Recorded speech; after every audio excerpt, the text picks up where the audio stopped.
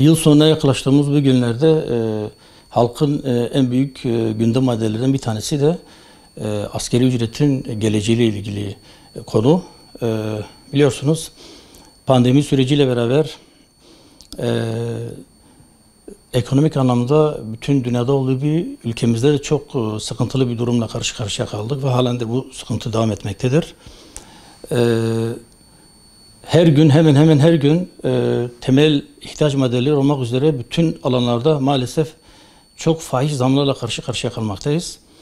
Her ne kadar 2002 yılında yani içinde bulunduğumuz yılda hükümet asgari ücrete hatırı sayılır bir zam yapmış olsa bile, hükümetin hakkını yemeyelim burada, maalesef ardı ardına gelen zamlarla beraber bu kazanımlar bir yerde yok oldu, heba oldu. Asgari ücretin elinde çok fazla bir şey kalmadı. Şu anda uygulanmakta olan 5.500 TL'lik asgari ücretin bir işçi, bırakın bir işçinin ailesini, bir kişinin kendisini bile geçindirmesi çok zor durumda.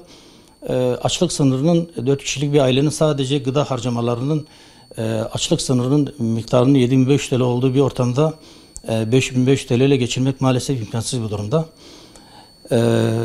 Hatta şunu çok rahatlıkla söyleyebiliriz. Kira artışlarını örnek vereyim ben size. Bazı illerimizdeki kiralar, aylık kira miktarı bir asgari ücretin aldığı rakamdan çok daha fazla düzeye yükselmiş durumda. Bundan dolayı hükümetin önümüzdeki yıldan 2023 yılında asgari ücrete çok ciddi oranda bir zam yapması gerekiyor. Bunun da en az bir 9-10 bin mantığına yükselmesi gerekiyor. Yani ülkenin içinde bulunduğu durumu da göz önünde bulundurarak adil olan bize göre 9-10 bin mantığına en az yükselmesi gerekiyor. Şimdi dün resmi gazetede yayınlanan bir yeniden değerleme oranı resmi gazetede yayınlandı. %123 ortalamaya yakın bir artış söz konusu.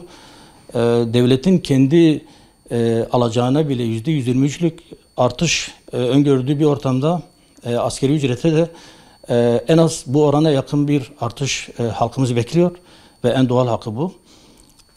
Yani hükümetten halkımızın beklentisi mutlaka bu asgari ücretliyi bu zam sağanaklarına ezdirmeyecek bir oranın belirlenmesi.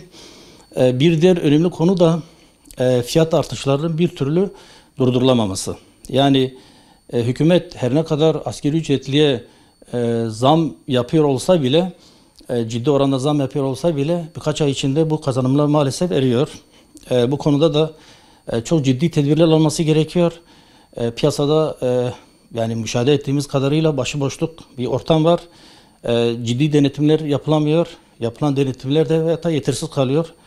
Bu konuda da hükümetin çok daha ciddi ve radikal tedbirler alması gerekiyor. Eğer bu alınmazsa korkarım bu zam furyası tekrar devam edecek ve asgari ücretinin almış olduğu yılbaşından sonra alacağı zam da tekrar birkaç ay içinde erimiş olacak. Bir diğer önemli konu da son olarak ona değinmekte fayda var. Bu emekli aylıkları ile ilgili de maalesef çok sıkıntılı bir durumdayız. Şu anda en düşük emekli maaşı 3.500 TL dolayında. Yani bu çok komik bir durumda. Yani düşünün, bu ülkeye 20-25 yıl hizmet etmiş insanları kalkıp da yani açlığa, sefalete mahkum etmenin bizim için çok büyük bir ayıp. Başta hükümet olmak üzere hepimiz bu konuda sorumluyuz.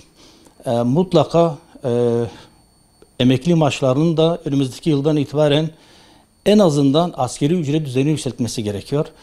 Bu yapılmadığı takdirde bu insanlara karşı hakikaten çok büyük bir ayıp ve sorumsuzluk içine girmiş olacağız. Bu konuda da halkımızın yoğun bir talebi ve isteği olmaktadır. Teşekkür ediyorum.